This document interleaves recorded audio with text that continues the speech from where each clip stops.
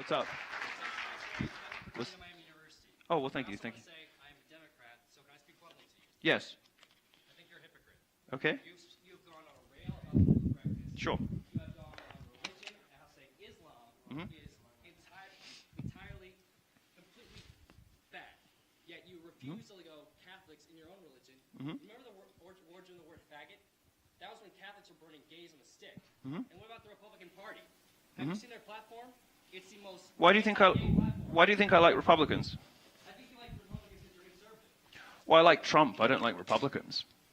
Why do you think I like Republicans? I've very often said the opposite. I think they've been total fucking cunts to blacks and gays. They haven't been particularly nice to women either. I don't know. The only reason that I've supported any candidate for the Republican Party is because it's Trump. I've never supported a Republican before. I don't think they're particularly nice people in many cases. Yeah, because you're alt-right. You're the speaker for the alt-right. No, not the alt-right. Oh, you think I'm a white... Oh, okay, all right. Oh, dear. Oh, dear. White super...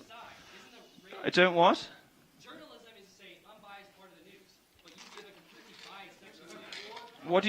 What do you mean by unbiased? Do you think the New York Times is unbiased? Do you think NPR is unbiased? Right. So what's an unbiased news source in your view? What's an unbiased source in your view? Give us an idea of what an unbiased source looks like in your view. Because it's my view that there's this sort of suggestion on the political left that, you know, the holy grail of journalism is to be unbiased, to just stick to the facts. This sort of fact-checking data journalism kind of mythology, which is really just political ideology masquerading as data-driven reporting. There's this sort of idea that there's this sort of holy grail of impartial reporting. Well, my view on this stuff is that you should be open and transparent about your political objectives in a way that the right is and the left is not. Open and transparent about your political objectives, and let readers make up their own minds. I've never claimed to be impartial. I think it's fairly obvious I have opinions, and everything I say should be taken, you know, with that in mind. And you should go and listen to me, and you should also go and listen to feminists, and you should go and listen to Black Lives Matter activists, and you should work out who you like the best at the end of it. Now, the problem is you're listening to bad sources because you've come here and you have sort of under your breath, almost not as loudly as you said anything else, but under your breath you sort of said, oh, white supremacists, blah, blah, blah. You kind of wanted to get it under the radar. You wanted to say it without me having an opportunity to dispute it. Fuck you. How fucking dare you call me a white supremacist?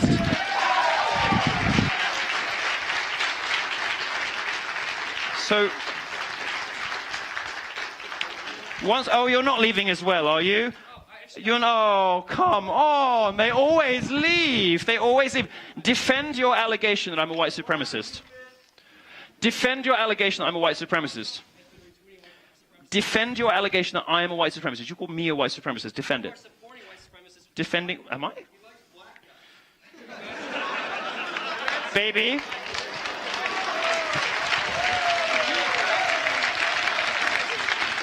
See how... The amount of black dick that's been in my mouth... It's really... I must be the most self-loathing white supremacist in the world.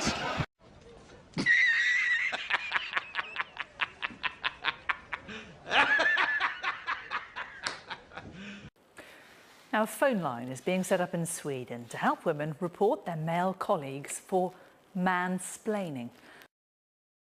Well, so what is it? Well, in the words of the Oxford Dictionary, when a man explains something, usually in a condescending or patronising manner, a bit like what I'm doing now, but to a woman.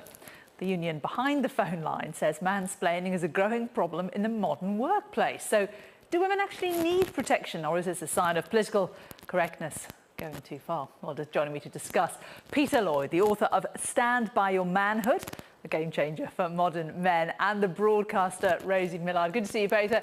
Rosie, don't women really need to just toughen up? And if somebody is being patronising, say, sorry, you're being patronising, please stop. We don't need a helpline, do we? Well, I think mansplaining is a bit like manspreading, that other awful word. Except if you can imagine, rather than their legs being apart, it's their kind of like can-do sensibility encroaching into women's areas. And this does happen. I mean, mostly it happens to me when I'm driving, when men who I don't even know stop and say, help me how to get into a corner or to park my car. Or indeed, when I'm driving somewhere I know very well, my husband decides to tell me where to go. You know, go left, I go right. When I'm driving to my parents' house, for driver, example, and women are just as guilty of doing that as men. I do it all the time. I think that it does undermine. I think women can be undermined in the workplace, in the office, and I think if there's a helpline to allow them to vent a bit of steam, or just to find out that there are other women who also feel anxious because their words aren't being taken as authority, that they always need to defer to someone else. I think it's quite helpful to find that you're not alone in feeling deeply frustrated about it. There you go, Peter Lloyd. It's helpful because women won't feel so alone. You're rolling your eyes. That's a very feminine thing to do, if I can say so. I'm so sorry. I'm sorry. I can't help it. I mean, how patronising to women. You know, it's almost unbelievable. It's almost, you know, ironic. Although that said, I actually welcome this helpline because it is firm proof of how divisive and vindictive feminism has become. Now, if this came from any other nation, I would assume that maybe the sisterhood has developed a long overdue sense of humour and this is all just a bit tongue-in-cheek. But of course, it just confirms that Sweden has absolutely lost the plot on the gender debate, and there should be a warning shot to every other country and everyone else in the world. Do not let the gender bullies dictate the narrative. It's embarrassing. There you go, Rosie. Do you feel like a gender bully? No, I think also that, Peter, it is all very funny, but actually, if we're talking about a narrative, let's just have a look at the heads of state of the European Union. Let us see how many people there are actually female. Let us look at the heads of boards, of members of boards, of trustees on boards. There are so few in Britain that we now actually have a group, a device, an institution designed to get more women onto boards, because it is so, you know, we have less female MPs than they do in Afghanistan. It really is, and he may laugh it off and say, oh, this is gender balance gone mad. But actually, mate, it's not balanced in the first place. It's not balanced, and one of the reasons why it's not balanced... Isn't that a sexy... Aren't you woman-splaining by calling me mate? I'm just going back to your previous point. It's because women feel undermined in the office. Going back to your point about the electorate, women are the largest electorate in the country. If they wanted the government to be full of female MPs, they could vote them in. There isn't a secret plan to keep women out. And moreover, we're talking here about a union that members subscribe and pay for to be members of. They should be representing all of their members equally. They shouldn't be having this gender bias and being rude and saying words like mansplaining. That's absolutely atrocious.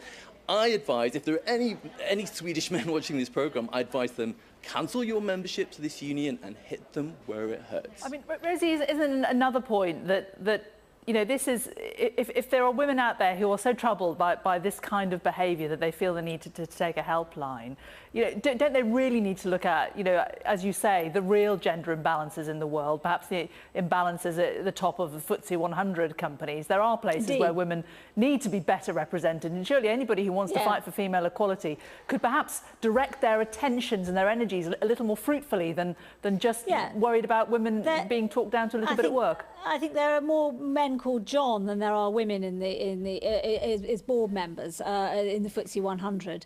But I think that we have to look all around us, and I think that men wailing on about feminism gone mad and sexism and stuff just shows their anxiety. You know, men have had it. That men have had it purely in charge for a very, very long time, and now they're actually having some sort of threat to their position, and they are squealing, and this is a great example of it. Peter Lloyd, isn't there some credence to the fact that this is a subtle way of men trying to control the space in the room a little bit? You know, Rosie talked about manspreading.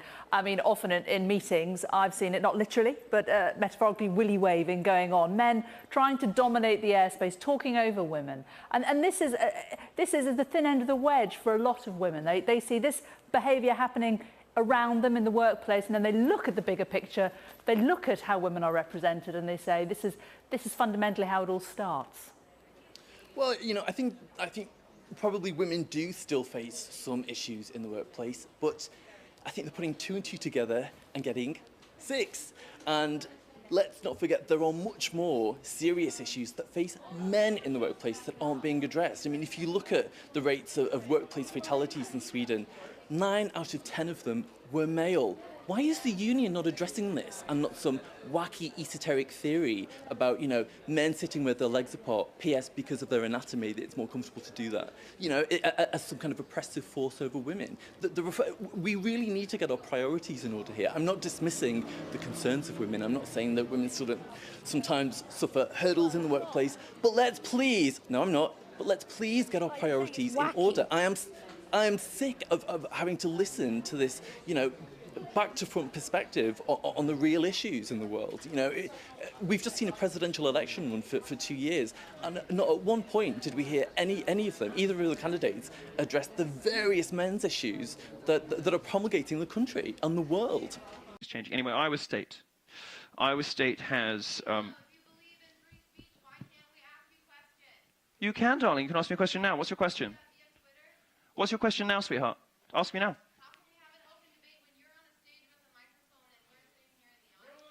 That sort of, darling, no, let's be nice, No, look, no, let her speak. Darling, that's how lectures work. That's how lectures work. Oh, they're going, oh. Why don't you come back and ask me a question? Why don't you come back? No, come back. I can't even get to, come back and ask me a question, you fucking cowards. Oh.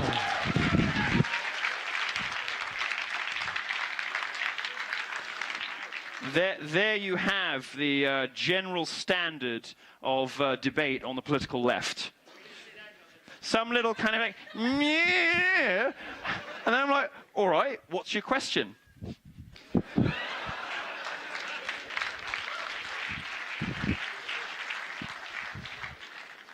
There we go. It should tell you everything you need to know.